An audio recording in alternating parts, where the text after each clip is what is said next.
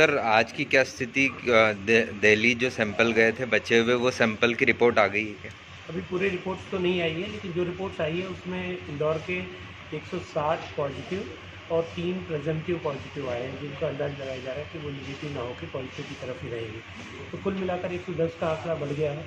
कल रात तक हमारे 586 पेशेंट थे।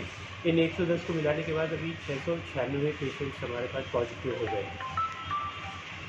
क्वारंटाइन की और अन्य स्थिति क्या है सर?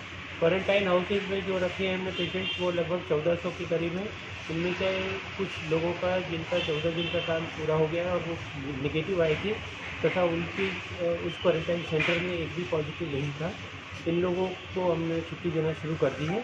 तो कुछ लोगों को आज भी छुट्टी देंगे हम लोग। और 20 लोग करीब ऐसे हैं जो विभिन्न अस्पतालों में भर्ती हैं और उनकी प्रारंभिक रिपोर्ट नेगेटिव आई थी। आज यदि दूसरी रिपोर्ट नेगेटिव आती है तो इन्हें भी छुट्टी दे दी जाएगी। सर कल 5 भागे थे, उनकी क्या स्थिति है?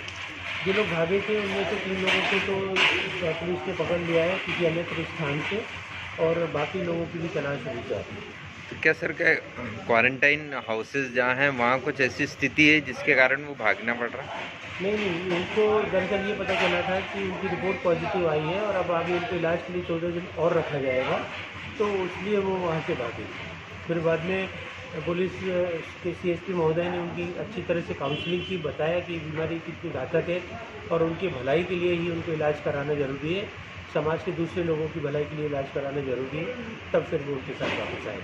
सर ये आंकड़े में डिफरेंस की स्थिति कई बार होती क्या?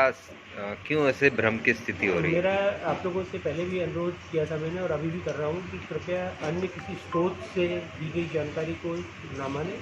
जब तक मेरे द्वारा या मेडिकल कॉलेज की डीन डॉक्टर ज्योति बिंदल मैडम द्वारा या कलेक्टर साहब के द्वारा कोई सूचना दी जाती है, उसे ही अधिकृत माना जाए।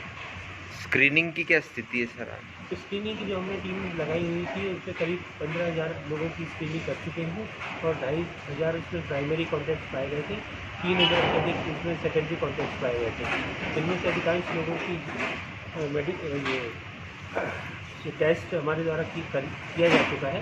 कई लोगों की इनमें से रिपोर्ट भी आ चुकी है, उसकी अभी रिपोर्ट आना बाकी है। इसके अतिरिक्त जो सर्वे टीम हमारी लगी थी, 550 के लगभग सर्वे टीम हमारा काम कर रही है। उनके द्वारा कल तक 50,000 घरों में भ्रमण कर लिया गया है और वो प्रतिदिन वहाँ जाकर ये देख रही है कि किसी भी व्यक्ति को ILI अथवा सारी इनमें से कोई तकलीफ तो नहीं है। यदि होती है तो वो अपने चिकित्सक को इसके बारे में सूचित कर देते हैं। सर लगातार स्वास्थ्य अमला लगा हुआ है, ऐसे में क्या रोस्टर प्रणाली अपनाई गई ताकि उनको भी रेस्ट मिले? जी, एक्चुअली कुछ लोगों हमारे पास मैन पावर की कमी के कारण कुछ दिनों तक हमारे डॉक्टर्स ने लगातार काम किया है। इसके पश्चात कमिश्नर महोदय के सहयोग से हमें अन्य जिलों से कुछ अमला मिल गया था डॉक्टर्स का, और अभी राज्य शासन ने भी हमें कम से कम 102 लोगों की सूची भेजी है। हालांकि इसमें अभी सिर्फ 10 लोगों ने ज्वाइन किया है।